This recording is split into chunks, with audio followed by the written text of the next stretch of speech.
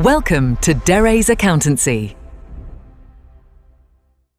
Hello students, welcome two days accountancy. My name is Rohit और आज जो है हम लोग क्लास 12 का चैप्टर नंबर 2 बिजनेस स्टडी का प्रिंसिपल ऑफ मैनेजमेंट स्टार्ट करने जा रहे हैं।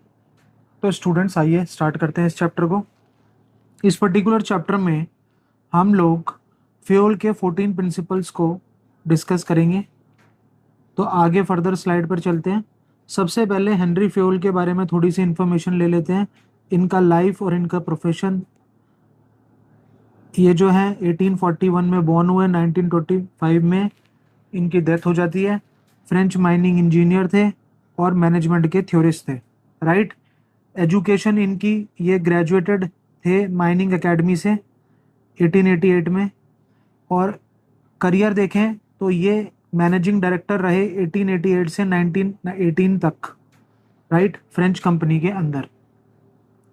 की राइटिंग इन्होंने 1917 के अंदर इंग्लिश में एक, उससे पहले इन्होंने फ्रेंच में पब्लिश करा था। बाद में इनकी बुक जो है वो इंग्लिश में पब्लिश हुई, जनरल एंड इंडस्ट्रियल मैनेजमेंट 1949 के अंदर, राइट। इनका कंट्रीब्यूशन स्टूडेंट्स ये माना जाता है कि इन्होंने 14 मैनेजमेंट के प्रिंसिपल्स दिए कि किस हिसाब से मैनेजमेंट को काम करना चाहिए और किस हिसाब से मैनेजमेंट करना चाहिए, राइट स्टूडेंट। तो आगे फर्दर मूव करते हैं। फिर ये हेनरी फ्यूल के बारे में थोड़ी सी इंफॉर्मेशन है कि ये एक फ्रेंच मैनेजमेंट थ्योरिस्ट थे, राइट। और इन्होंने ग्रेजुएशन करी थी माइनिंग एकेडमी ऑफ सेंट 1860 के अंदर। इन 1970 इन्होंने एक बुक पब्लिश करी, एडमिनिस्ट्रेशन इंडस्ट्रियल एथ जनरले। लेटर ट्रांसलेट हुई वो बाद में 1949 के अंदर जनरल एंड इंडस्ट्रियल मैनेजमेंट के नाम से, राइट। इनको फादर ऑफ जनरल मैनेजमेंट बोला जाता है, right student. His theories deal with organization of production in the context of competitive enterprise that has to control its production cost. इन्होंने जो 14 principal design करे वो प्रोडक्शन की कॉस्ट को कंट्रोल करने से लेकर एक कॉम्पिटिटिव एंटरप्राइज को बनाने तक, ये 14 प्रिंसिपल जो होते हैं ये अप्लाई होते हैं, राइट। फ्यूल के ने बताया कि 4 फंक्शंस ऑफ मैनेजमेंट होते हैं, planning, organizing, directing, controlling, right. और इनका जो ओरिजिनल वर्जन था वो था प्लान, ऑर्गेनाइज, कमांड, कोऑर्डिनेट और कंट्रोल। फ्यूल के हिसाब से all activities of industrial undertaking could be divided, यानी जितनी भी इंडस्ट्रियल अंडरटेकिंग है, जितनी भी इंडस्ट्रीज हैं, उनकी एक्टिविटीज को आप 4 पार्ट में डिवाइड कर सकते हो, technical, commercial, financial, security, right. Accounting और managerial. He also suggested that qualities a manager must possess should be physical, moral, education, knowledge, experience। कि मैनेजर के अंदर क्वालिटी होनी चाहिए फिजिकल, मोरल, एजुकेशन, नॉलेज और एक्सपीरियंस से, राइट। उनका मानना था, he believe that the number of management principle that might help improve an organization operation is potentially limitless, right. उनका मानना था कि अगर कोई ऑर्गेनाइजेशन इन 14 प्रिंसिपल्स को फॉलो करती है तो वो काफ़ी इम्प्रूव्ड ऑर्गेनाइजेशन बन जाएगी और वो अपनी पोटेंशियल से कहीं ज़्यादा अच्छा काम कर दिखाएगी, right. Based largely on his own experience. और ये जो 14 प्रिंसिपल्स बने थे ये उनके खुद के पर्सनल एक्सपीरियंस से बने हैं। He developed his concept of administration, right, and culminating in the famous 14 principle. उन्होंने ये भी जो भी चीज़ें इन्होंने सीखी, जो भी इन्होंने प्रिंसिपल दिए, इन्होंने अपने पर्सनल खुद के एक्सपीरियंस से दिए और इन्होंने उसको 14 और इन्हीं के ये जो प्रिंसिपल्स हैं ये 14 प्रिंसिपल के नाम से फेमस है, राइट स्टूडेंट। तो आगे फर्दर मूव करते हैं। प्रिंसिपल ऑफ मैनेजमेंट, सबसे पहले इसके कंसेप्ट को समझना बहुत ज़्यादा ज़रूरी है और ये काफ़ी कंफ्यूजिंग भी लगता है स्टूडेंट्स को। सबसे पहले प्रिंसिपल ऑफ मैनेजमेंट ब्रॉड होते हैं और जनरल गाइडलाइंस हैं, यानी कि डिसीजन मेकिंग और बिहेवियर के पॉइंट ऑफ व्यू से देखा जाए तो ये एक तरीके की जनरल गाइडलाइन है कि किस तरीके से वर्क प्लेस के अंदर किसी पर्टिकुलर सिचुएशन में मैनेजर्स को काम करना चाहिए और किस तरीके से डिसीजन लेना चाहिए और उसको इम्प्लीमेंट किस तरीके से करना चाहिए, right student. For example, while deciding about promotion of an employee, one manager may consider seniority whereas the other may follow the principle of merit. Right student, जैसे एक एग्जांपल दे रहे हैं कि अगर हमें किसी एम्प्लॉय को प्रमोशन देनी है तो एक मैनेजर तो उसकी सीनियरिटी को देखेगा और दूसरा मैनेजर जो है वो उसके प्रिंसिपल ऑफ मेरिट यानी उसकी क्वालिटीज को देखेगा। Right. Principle of management are guidelines to action. ये प्रिंसिपल ऑफ मैनेजमेंट है क्या? ये प्रिंसिपल ऑफ मैनेजमेंट एक तरीके की गाइडलाइंस है कि किस तरीके से एक्शंस यानी काम को किया जाना चाहिए। Right. They denote a cause and effect relationship. Right. और ये जो हैं ये बेसिकली डिनोट किए जाते हैं कॉज और इनके बीच में इफेक्ट रिलेशनशिप है कि किसी चीज का कारण क्या है और उसका इफेक्ट क्या होगा, ये उसके रिलेशन पर डिपेंड करते हैं। वाइल फंक्शंस ऑफ मैनेजमेंट जैसे planning, organizing, staffing, directing and controlling are the actions to be taken. और ये जो फंक्शंस हैं ये बेसिकली क्या है? एक्शंस हैं जिसको मैनेजमेंट लेती है प्रिंसिपल ऑफ मैनेजमेंट को फॉलो करते हुए। Right student. अब ऑब्जर्वेशन एंड एक्सपेरिमेंटेशन, ये जो प्रिंसिपल डेवलप करे गए हैं ये ऑब्जर्वेशन के पॉइंट ऑफ व्यू से डेवलप करे गए हैं, एक्सपेरिमेंट से डेवलप करे गए हैं और पर्सनल एक्सपीरियंस से डेवलप करे गए हैं मैनेजर्स के। Right student. साइंस और आर्ट दोनों है इसमें। डेरिवेशन ऑफ दिस प्रिंसिपल, ये जो प्रिंसिपल्स बनाए गए हैं ये एक तरीके से may be said to be a matter of science. Right. इसको साइंस का मैटर भी कह सकते हैं और इसकी जो एप्लीकेशन है उसको हम आर्ट कह सकते हैं। Right student. Professionalisation, management principles have gained importance with increasing professionalisation of management. ये जो मैनेजमेंट के प्रिंसिपल्स हैं इनको इतनी इंपॉर्टेंस क्यों मिलने लगी है? और इनकी इंपॉर्टेंस की वजह से ही आज मैनेजमेंट के अंदर एक प्रोफेशनलिज्म आ गया है। Right student. अब आगे फर्दर स्लाइड पर मूव करते हैं। Principle, distinguish between principle versus science, technique and values. Right student. सबसे पहले प्योर साइंस, मैनेजमेंट के principle are not as rigid as principle of pure science. ये हमने पिछले लेक्चर के अंदर भी हमने ये बात डिस्कस करी थी कि मैनेजमेंट जो है वो प्योर साइंस नहीं है। Right. They deal with human behaviour, और ये ह्यूमन बिहेवियर से डील करती है और हमको पता है कि हर इंसान की क्रिएटिविटी जो है वो अलग अलग होती है। Right. Human behaviour and technology are never static. Human behaviour और टेक्नोलॉजी कभी भी सेम टू सेम नहीं रहती हैं, उनमें चेंज देखा जाता है। तो इस प्रिंसिपल के अंदर भी टाइम के साथ साथ चेंज करना पड़ेगा। Right student. टेक्निक, टेक्निक क्या होता है? Technique are procedures. टेक्निक वो प्रोसीजर्स और वो मेथड्स होते हैं, वो तरीके होते हैं या वो सीरीज ऑफ स्टेप्स होते हैं कि किस तरीके से हम अपने गोल को अचीव करेंगे। Right. Principles are guidelines to take decision और action while practicing technique. Principles basically क्या है? ये गाइडलाइंस है कि किस तरीके से हमें डिसीजन लेना है, किस तरीके से हमें एक्शंस यानी काम को करना है और किस तरीके से हमें इस टेक्निक को आगे फ्यूचर में ऐसे ही प्रैक्टिस करते रहना है। Right student. वैल्यूज क्या है? Values are general rules of behaviour of individual in society. Values होती है एक कॉमन प्रैक्टिस है कि किस तरीके से हमें सोसाइटी के अंदर बिहेव करना चाहिए। Right. Principle of management are formed after research in work situation and technical in nature. ये जो प्रिंसिपल ऑफ मैनेजमेंट बनाए गए हैं बेसिकली ये जो प्रिंसिपल्स हैं ये वर्क सिचुएशन के अंदर रिसर्च कर कर बनाए गए हैं। राइट। और इनका बड़ा टेक्निकल नेचर भी है। While practicing principles values can not be neglected. अगर आप प्रिंसिपल्स को फॉलो कर रहे हो तो आपको वैल्यूज को कभी छोड़ना नहीं है। राइट।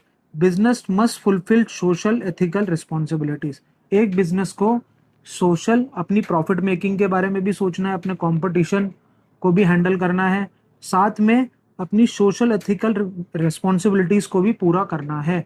राइट। ये नहीं है कि कंपटीशन और प्रॉफिट के आगे अपनी सोशल और एथिकल रिस्पॉन्सिबिलिटीज को भूल जाए कोई ऑर्गेनाइजेशन। Right student. अब हम आगे फर्दर मूव करते हैं नेक्स्ट स्लाइड पर।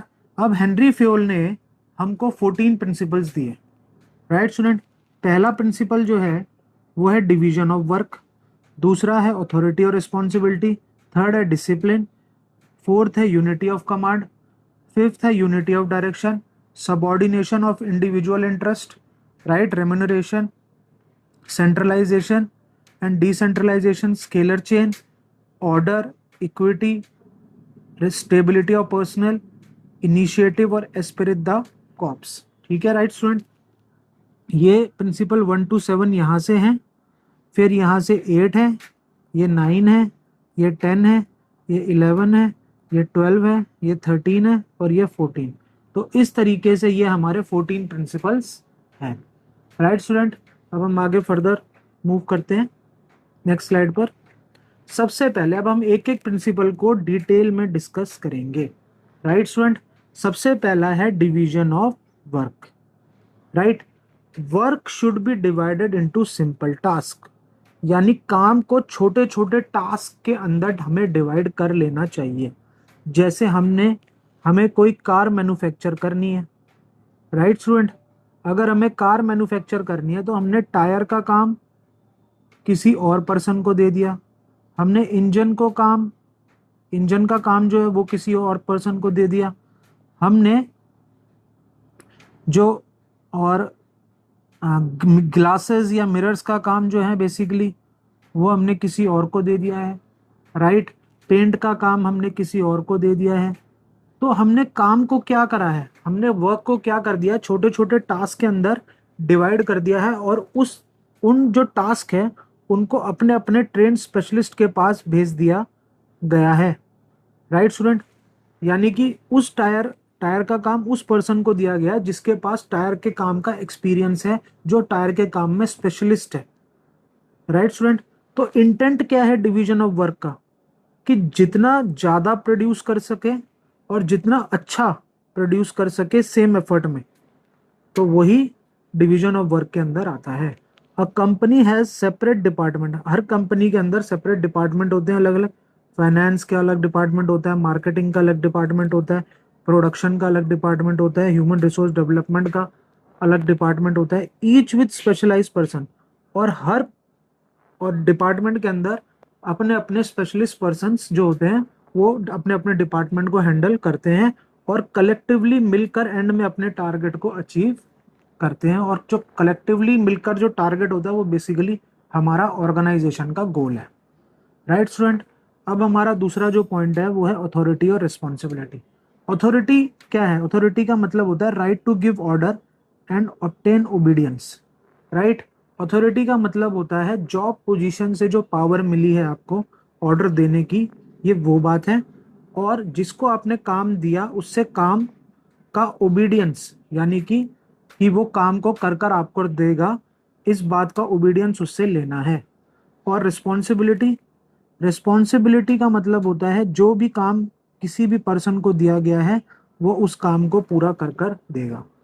Right, managers require authority commensurate with their responsibility. Manager के पास अथॉरिटी होती है और उसके साथ उनको रिस्पॉन्सिबिलिटी उसके साथ जो होती है वो जुड़ी हुई होती है। देयर मस्ट बी बैलेंस, और हमेशा याद रखना अथॉरिटी और रिस्पॉन्सिबिलिटी के बीच में बैलेंस होना चाहिए। ये नहीं कि अथॉरिटी ज़्यादा रिस्पॉन्सिबिलिटी कम या रिस्पॉन्सिबिलिटी ज़्यादा अथॉरिटी कम। A foreman given a production target but denied authority to requisition material cannot be blame for failure. अगर हमने किसी सुपरवाइजर को बोला कि आपको ये टारगेट हमको अचीव करके देना है, मान लेते हैं आपने 200 शर्ट्स हमको मैन्युफैक्चर कर कर देनी है, बट हमने उसको मटेरियल 200 शर्ट्स का मटेरियल नहीं दिया, तो वो अपने टारगेट को कैसे अचीव करेगा, वो नहीं कर पाएगा। और वो जो फेलियर होगा वो बेसिकली हमें उसको ब्लेम नहीं करना चाहिए उस केस में। राइट, क्योंकि गलती हमारी तरफ से हुई है क्योंकि हमने उसको उतना मटेरियल प्रोवाइड नहीं करा है। राइट, थर्ड है डिसिप्लिन। ऑर्गेनाइजेशन में रूल्स होते हैं और रूल्स को फॉलो करना पड़ता है। राइट, एम्प्लॉयमेंट एग्रीमेंट के अंदर सारे रूल्स लिखे होते हैं और ऑर्गेनाइजेशन जो होती है वो उन्हीं रूल्स के बेसिस पर काम करती है। तो हर किसी को वो रूल्स को फॉलो करना पड़ता है, तभी ऑर्गेनाइजेशन डिसिप्लिन में रहती है। फ्योल कहता है कि discipline requires good superior eight all levels. Fayol कहता है कि जो डिसिप्लिन है वो सुपीरियर्स के हाथ में होता है और हर लेवल पर होता है। और क्लियर और फेयर एग्रीमेंट होना चाहिए और अगर कोई बंदा जानबूझ के गलती करता है तो उस पर पेनल्टी भी लगानी चाहिए ताकि फ्यूचर में वो गलती ना करे, right. Workers agree to overtime. अब जैसे एग्जांपल हम लेते हैं कि वर्कर्स मान गए हैं ओवर टाइम करने के लिए without extra pay to revive a loss making company. Management promise wage increase. Discipline means both parties honour their commitment. अगर वर्कर्स कहते हैं कि हम बिना लॉस हो रहा है कंपनी को और हम बिना एक्स्ट्रा पेमेंट के जो है ओवर टाइम करेंगे, और मैनेजमेंट कहती है कि हम आपकी अगर कंपनी को प्रॉफिट होगा तो हम आपकी वेज इंक्रीज करेंगे, तो डिसिप्लिन का मतलब है दोनों पार्टियों को अपना कमिटमेंट पूरा करना चाहिए, राइट स्टूडेंट। अब चलते हैं हम लोग नेक्स्ट स्लाइड पर। फोर्थ प्रिंसिपल है स्टूडेंट्स हमारा unity of command. Each employee should receive order from and be responsible to only one superior. यानी एक एम्प्लॉय का एक सुपीरियर होना चाहिए, राइट स्टूडेंट। एक एम्प्लॉय का एक सुपीरियर होना चाहिए। इससे ड्यूअल अगर एक से ज्यादा सुपीरियर होंगे तो एम्प्लॉय को कंफ्यूजन क्रिएट होगी, राइट। उसको समझ नहीं आएगा कि मैं किसके ऑर्डर्स को फॉलो करूं, राइट स्टूडेंट। ड्यूअल सबऑर्डिनेशन हमेशा अवॉइड करना चाहिए। सुपीरियर हमेशा हर एम्प्लॉय का एक ही होना चाहिए, right student. If an employee gets order from two और मोर सुपीरियर, अगर एक साथ एक एम्प्लॉय दो या दो से ज्यादा सुपीरियर से ऑर्डर लेता है तो ये प्रिंसिपल का वायलेशन होगा, और इससे क्या होगा, ऑर्डर डिस्टर्ब होगा, डिसिप्लिन खराब होगा ऑर्गेनाइजेशन का, और स्टेबिलिटी को खतरा हो जाएगा, राइट। अ सेल पर्सन, एक एग्जांपल से समझते हैं इसको, कि a sale person allowed 10% discount by the marketing manager but told by finance to offer no more than 5%, this is violation of unity of command. एक सेल पर्सन को marketing manager ने बोला कि आप 10% तक डिस्काउंट दे सकते हो, लेकिन फाइनेंस मैनेजर ने, जो फाइनेंस डिपार्टमेंट है, उसने बोला कि आप 5% से ज़्यादा डिस्काउंट नहीं दे सकते। तो इससे इससे क्या होगा, इससे कंफ्यूजन क्रिएट होगा हमारे एम्प्लॉय के दिमाग में, क्योंकि उसको दो अलग अलग ऑर्डर मिल रहे हैं दोनों सुपीरियर से, राइट। एक से 10% का ऑर्डर मिल रहा है और एक से 5% का, तो इससे कंफ्यूजन क्रिएट होगी, उसको समझ नहीं आएगा कि मैं किसका ऑर्डर फॉलो करूं, राइट। तो the principle of unity of command resembles military organization. Top tip है ये, बहुत एग्जाम के पॉइंट ऑफ व्यू से बहुत इंपॉर्टेंट है कि ये जो प्रिंसिपल है यूनिटी ऑफ कमांड का, ये बेसिकली मिलिट्री ऑर्गेनाइजेशन को रिजेंबल करता है, राइट स्टूडेंट। अब आता है हमारा principle number 5, unity of direction. All units divisions of an organization should move towards the same objective. यानी ऑर्गेनाइजेशन में जितने भी डिपार्टमेंट हैं, जितने भी डिवीजन हैं, वो सारे काम कर रहे हैं, तो उनका जो काम है, काम का जो ऑब्जेक्टिव है, वो सबका एक ही होना चाहिए। क्या ऑब्जेक्टिव होना चाहिए, कि ऑर्गेनाइजेशन के गोल को अचीव करना है through coordinated and focused effort. Each group of activities having the same objective must have one head one plan. Her group जो काम कर रहा है, यानी हर डिपार्टमेंट जो काम कर रहा है, उसका सेम ऑब्जेक्टिव होना चाहिए कि वन हेड और one plan, right. One head और वन प्लान यानी कि ऑर्गेनाइजेशन के गोल को हमें अचीव करना है, right. Example, a company manufacturing motorcycle and car should have two separate divisions, right. एक कंपनी है जो कार और मोटर बाइक्स दोनों बनाती हैं, उनके दोनों सेपरेट डिवीजन है। Each with its own incharge plans and resources with no overlap in working. इससे क्या होता है कि कार वाला अपने डिपार्टमेंट के ऊपर ध्यान देगा और मोटर बाइक वाला अपने डिपार्टमेंट की तरफ ध्यान देगा, राइट स्टूडेंट। अब इसके बीच में की डिफरेंसेस देख लेते हैं। यूनिटी ऑफ कमांड क्या कहता है कि वन सबऑर्डिनेट वन सुपीरियर, लेकिन यूनिटी ऑफ डायरेक्शन क्या कहता है, वन ग्रुप वन हेड और वन प्लान। यानी एक ग्रुप का एक हेड होना चाहिए और उस एक हेड का एक प्लान होना चाहिए, दूसरे ग्रुप का दूसरा हेड होना चाहिए और उसका दूसरा प्लान होना चाहिए, राइट। की डिफरेंसेस में यूनिटी ऑफ कमांड में ये बोला जाता है कि ड्यूअल सबऑर्डिनेशन नहीं होना चाहिए, लेकिन यहां पर ओवरलैप नहीं होना चाहिए एक्टिविटीज का, राइट। यहाँ पर इसके इम्प्लीकेशन, इससे इम्प्लीकेशन से इंडिविजुअल और एम्प्लॉय इफेक्ट होते हैं, इंडिविजुअल एम्प्लॉय इफेक्ट होगा, लेकिन इससे पूरी एंटायर ऑर्गेनाइजेशन इफेक्ट होगी। राइट स्टूडेंट, अब हम आगे फर्दर मूव करते हैं। अब कुछ हम कॉम्पिटेंसी बेस्ड क्वेश्चंस करेंगे ताकि आपको और क्लैरिटी इस टॉपिक पर मिले। राइट स्टूडेंट, तो सबसे पहले Lloyd company limited manufacture motorcycle and cars with 2 separate divisions each with its own in charge and plan. तो ये तो अभी भी पढ़ा है हमने, unity of direction. Right, automobile foreman, production manager set a target but denied authority to requisition tools, can be blamed the foreman। तो ये तो अभी अभी हमने पढ़ा था लास्ट टू लास्ट स्लाइड के अंदर कि अथॉरिटी और रिस्पॉन्सिबिलिटी का वॉल्यूशन हुआ है। हमने पहले ही पढ़ा था कि अथॉरिटी और रिस्पॉन्सिबिलिटी के बीच में क्या होना चाहिए, बैलेंस होना चाहिए। कभी भी अथॉरिटी ज़्यादा रिस्पॉन्सिबिलिटी कम ऐसा नहीं होना चाहिए, कभी रिस्पॉन्सिबिलिटी ज़्यादा अथॉरिटी कम ऐसा भी नहीं होना चाहिए। Right student, Sigma Limited marketing manager insists on 10% discount, finance manager refuses। Marketing manager ने बोला कि हम 10% डिस्काउंट देंगे, लेकिन फाइनेंस मैनेजर बोल रहा है, मना कर रहा है। तो हमने अभी भी पढ़ा था कि दो अलग अलग सुपीरियर हैं, वो एक एम्प्लॉय को अलग अलग ऑर्डर दे रहे हैं। राइट स्टूडेंट, तो यहाँ पर यूनिटी ऑफ कमांड का वॉयलेशन हो रहा है। Right, multiple product lines share all department, chaos, no specific targets, confuse employee, unity of direction violated। अभी अभी हमने पढ़ा कि हर वन हेड वन प्लान, यानी हर डिपार्टमेंट का अपना हेड होना चाहिए और उसका अपना एक प्लान होना चाहिए।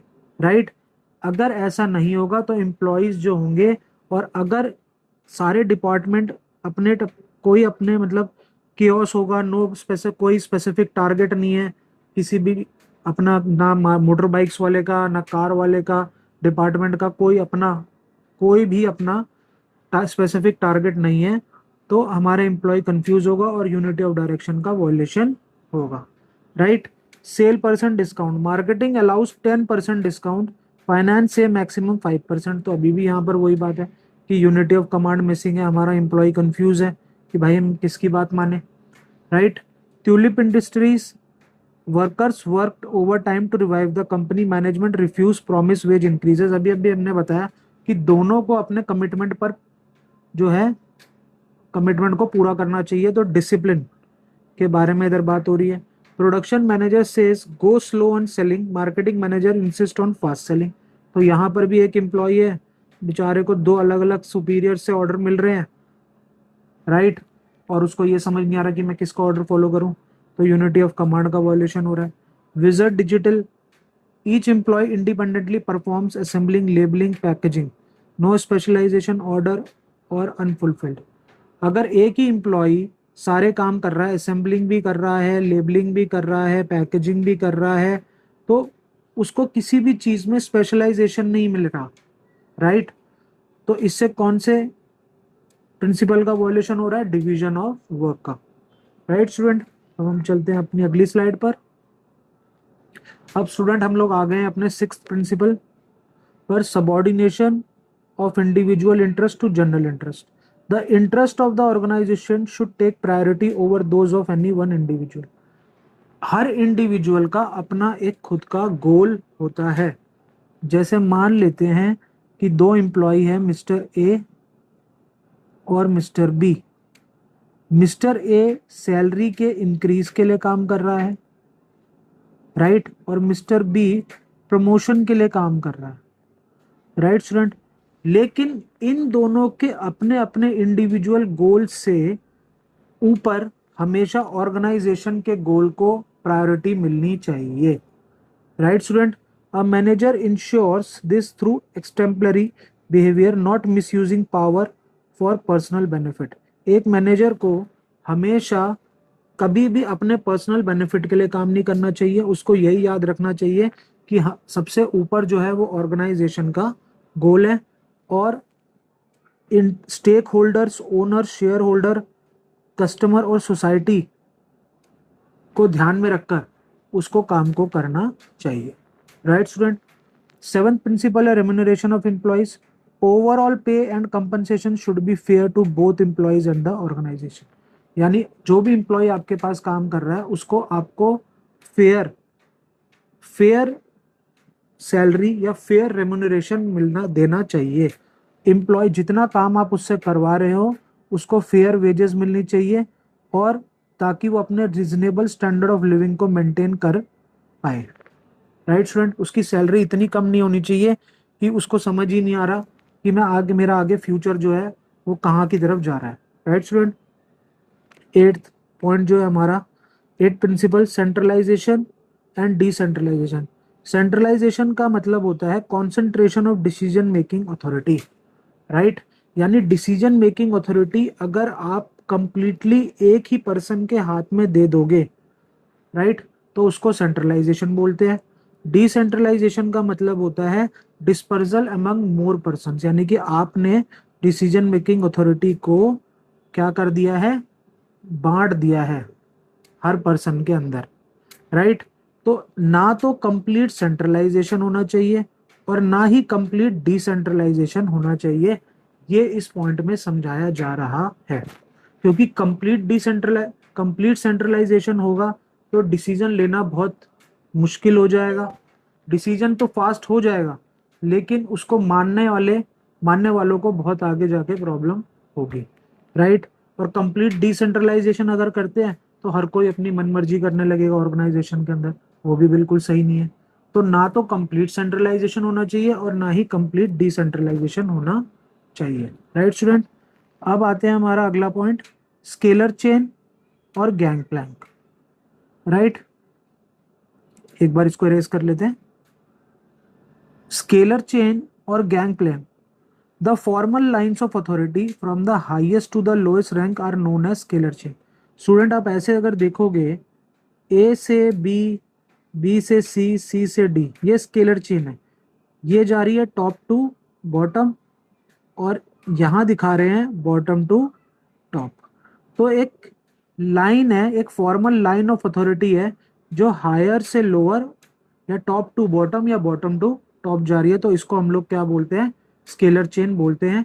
जो भी कम्युनिकेशन है ऑर्गेनाइजेशन के अंदर वो टॉप टू बॉटम और बॉटम टू टॉप एक फॉर्मल लाइन को ही फॉलो किया जाना चाहिए। राइट स्टूडेंट, और अगर सेम लेवल के पर्सन्स आपस में एक दूसरे के साथ कम्युनिकेट करते हैं तो उसको हम लोग बोलते हैं गैंग प्लैंक। राइट स्टूडेंट, अब हम चलते हैं अपनी नेक्स्ट स्लाइड पर। अब कुछ कॉम्पिटेंसी बेस्ड क्वेश्चंस देखते हैं स्टूडेंट्स हम लोग, ताकि हमको और कंसेप्चुअल क्लैरिटी आ जाए।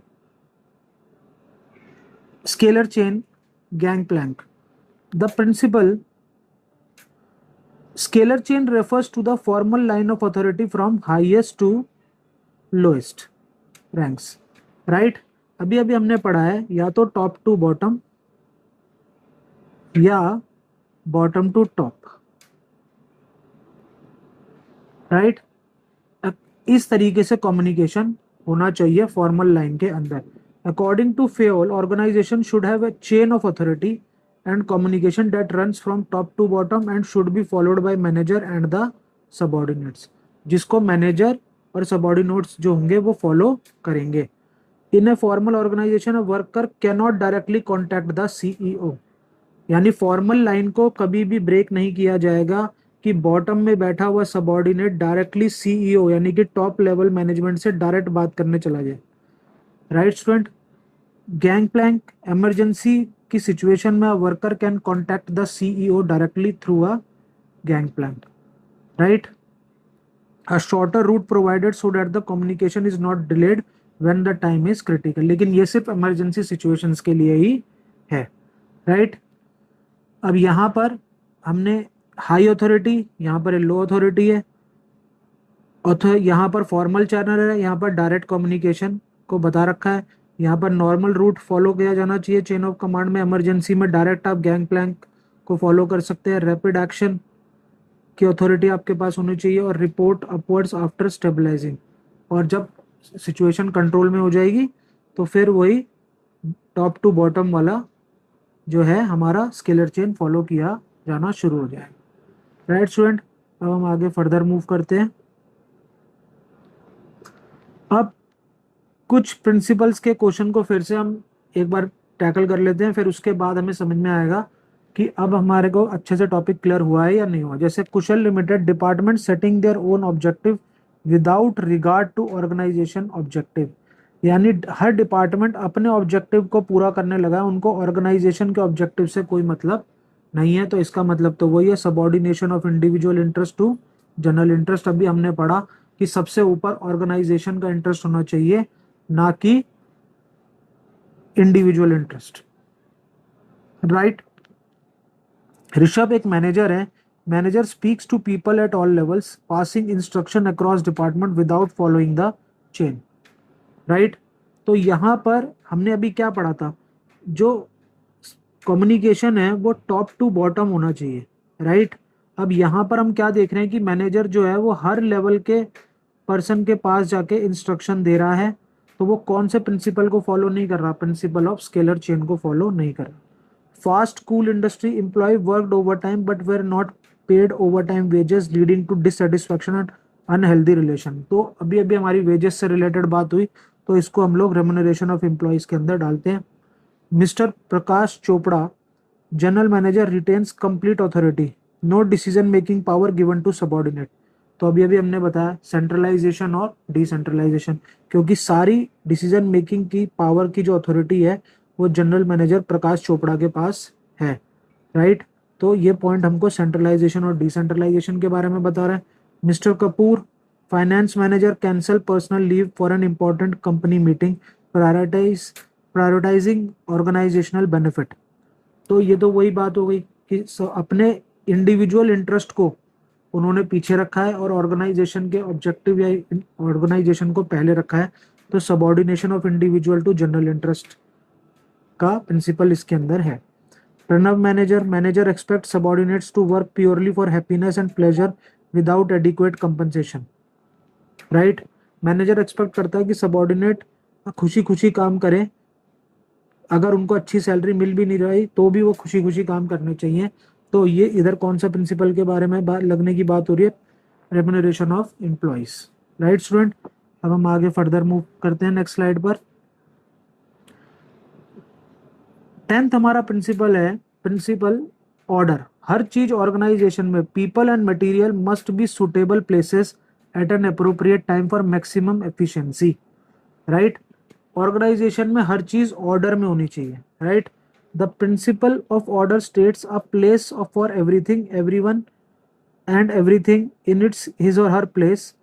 Essentially it means orderliness in both material and human resources, यानी ऑर्गेनाइजेशन में चाहे मटेरियल हो चाहे ह्यूमन रिसोर्स हो, हर चीज ऑर्डर में होनी चाहिए। अगर हर चीज, इसके पॉजिटिव इफेक्ट क्या होंगे, अगर हर चीज फिक्स प्लेस पर होगी तो बिजनेस एक्टिविटी में कोई भी रुकावट नहीं आएगी। इससे प्रोडक्टिविटी इंक्रीज होगी और एफिशिएंसी भी इंक्रीज होगी, टाइम भी बचेगा और जल्दी जल्दी काम भी कंप्लीट होगा। अगर आप इसको वायलेट करते हो ऑर्डर को, in a school books are kept in the office, chalks in the library and office records in the staff room, this violates the principle of order, right. In the absence of orderliness, school objective will not be achieved effectively or efficiently.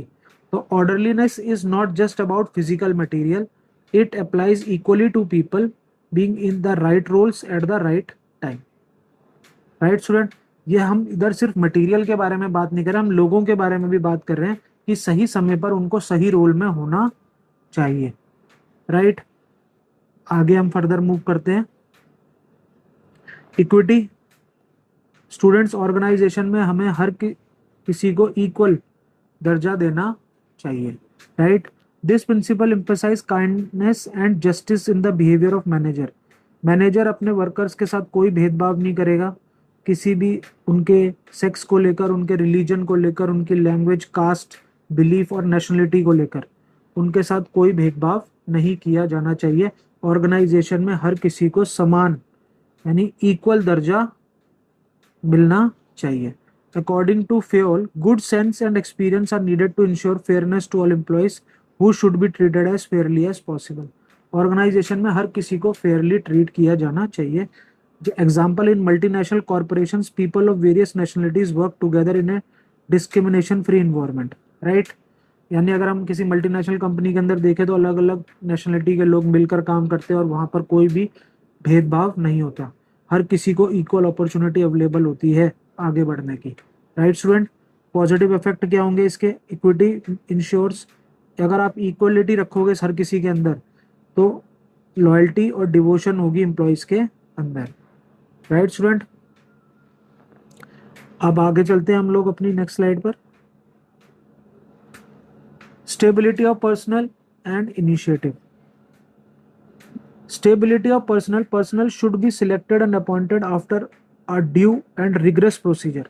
यानी आप अगर किसी organisation के अंदर आप किसी को काम दे रहे हो तो उस बंदे को जब हमने सिलेक्ट करा है या उसको अपॉइंट करा है तो उसको अपॉइंट करने के पीछे रिग्रेस प्रोसीजर होना चाहिए, क्योंकि one selected they should be kept at there post for a minimum fix tenure. क्योंकि अगर आपने उसको सिलेक्ट करा है तो वो अपनी पोस्ट पर रहना चाहिए एक फिक्स टेन्योर के लिए, and give reasonable time to show result, ताकि वो अपने काम के रिजल्ट को दिखा सके ऑर्गेनाइजेशन को। According to Fayol, employ turnover should be minimise to maintain organisational efficiency. Students, ये जो वर्ड है बहुत ही ज़्यादा इंपॉर्टेंट है, एम्प्लॉय टर्नओवर। अगर आए दिन एम्प्लॉय अगर ऑर्गेनाइजेशन को छोड़कर जाएगा तो इससे ट्रेनिंग कॉस्ट ऑर्गेनाइजेशन की बढ़ जाएगी, राइट। और नया एम्प्लॉय आएगा, वो काम को करेगा, वो काम में और गलतियां करेगा, राइट। तो इससे एम्प्लॉय टर्नओवर बढ़ेगा। तो हमें ये कोशिश करनी चाहिए कि जो ऑर्गेनाइजेशन में पर्सन हमारे पास काम कर रहा है वो इजीली छोड़कर ऐसे ही ना चला जाए। जैसे आजकल ऑर्गेनाइजेशन में अगर कोई काम छोड़ के जाने के लिए करता है तो उसको बुला के अलग से पूछा जाता है कि उनकी प्रॉब्लम क्या है, उनको किस चीज़ से प्रॉब्लम है जो वो ऑर्गेनाइजेशन को छोड़ के जाना चाहते हैं। तो वो स्टेबिलिटी ऑफ पर्सनल का ही प्रिंसिपल के हिसाब से फॉलो करते हैं, राइट। कॉन्सिक्वेंसेज ऑफ इनस्टेबिलिटी, अगर आए दिन लोग काम छोड़कर जाएंगे तो एडॉकिज्म क्रिएट्स इनस्टेबिलिटी। इससे इनस्टेबिलिटी और इनसिक्योरिटी रहेगी एम्प्लॉयज के दिमाग में कि आज वो चला गया तो कल को मैं चला जाऊंगा, मैं क्यों काम करूं जब मेरे को जाना ही है तो, राइट स्टूडेंट। क्योंकि रिक्रूटमेंट, सिलेक्शन और ट्रेनिंग की जो कॉस्ट होती है वो बहुत हाई होती है, और अगर ऐसे ही लेबर बार बार छोड़कर जाती रहेगी तो ऐसे ही ये जो कॉस्ट है एम्प्लॉय टर्नओवर ये बढ़ती रहेगी और इससे ऑर्गेनाइजेशन को नुकसान होगा। 13 पॉइंट जो हमारा है वो है initiative. Initiative means taking the first step with self motivation, right. Thinking out and executing a plan, it is one of the trades of an intelligent person. एक इंटेलिजेंट पर्सन को सेल्फ मोटिवेशन, हमें motivate करके रखना चाहिए।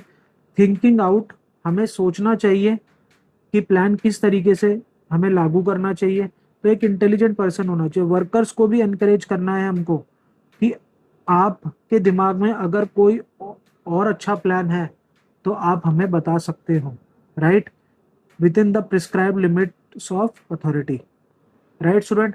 यानी workers को भी initiative देना चाहिए कि अगर उनके पास कोई बेटर आइडिया है, जो उनके मैनेजर से अच्छा आइडिया उनके पास है, तो उनके ऑर्डर को, उनके आइडियाज को फॉलो करने में ऑर्गेनाइजेशन को कोई दिक्कत नहीं होनी चाहिए, राइट।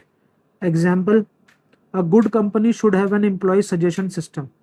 एक अच्छी कंपनी के अंदर एक एम्प्लॉय सजेशन सिस्टम होता है जहां पर, ताकि सब्सटेंशियल कॉस्ट टाइम रिड्यूस हो सके। अगर किसी एम्प्लॉय का कोई सजेशन अच्छा लगता है ऑर्गेनाइजेशन को तो ऑर्गेनाइजेशन उसको रिवॉर्ड भी देती है, राइट स्टूडेंट। अब हमारा लास्ट प्रिंसिपल आ गए हैं, प्रिंसिपल एस्पिरिट द कॉर्प्स। इसका मतलब है कि ऑर्गेनाइजेशन में एक यूनिटी होनी चाहिए। Organisation management should promote team work. Management should promote a team spirit of unity and harmony among employees. Employees के बीच में कंपटीशन नहीं होना चाहिए, कंप्लीट हार्मनी होनी चाहिए और एक टीम की तरह वो काम करने चाहिए। Management should promote team work specially in large organisation. Management को प्रमोट करना चाहिए कि टीम वर्क के हिसाब से काम किया जाए बड़ी ऑर्गेनाइजेशन के अंदर, because otherwise objectives would be difficult to realise, there would be a loss of coordination. इससे क्या होगा कि ऑर्गेनाइजेशन का ऑब्जेक्टिव अचीव नहीं होगा और कोऑर्डिनेशन भी खत्म हो जाएगा। अब मैनेजर को हमेशा कोशिश करना चाहिए कि इंडिविजुअलिज्म नहीं होना चाहिए। आई की जगह वी, कॉन्वर्सेशन में वी का यूज करना चाहिए, क्योंकि इस वर्ड से टीम स्पिरिट जो होती है वो जनरेट होती है। इसके positive effect: give rise to a spirit of mutual trust and belongingness among team members. अगर वो एक टीम की तरह काम करेंगे तो उनके बीच में आपस में म्यूचुअल ट्रस्ट और बिलोंगिंगनेस जनरेट होगा और पेनल्टी भी उनके ऊपर कम लगेगी। यूनिटी आएगी, टीम मेंबर्स यूनिटी में काम करेंगे तो ऑर्गेनाइजेशन के गोल आसानी से अचीव होगा। ऑर्गेनाइजेशन के अंदर पॉजिटिव रिलेशनशिप्स जनरेट होंगे, कॉन्फ्लिक्ट जो होगा वो कम होगा और ट्रस्ट जो होगा वो बिल्ड होगा, और आपस में सब कोऑपरेट कर कर चलेंगे और सबकी कलेक्टिव ओनरशिप रहेगी अपने ऑर्गेनाइजेशन के प्रति। राइट स्टूडेंट, आई होप कि आपको ये लेक्चर पसंद आया होगा। अब हम मिलेंगे अपने अगले लेक्चर में। Thank you so much.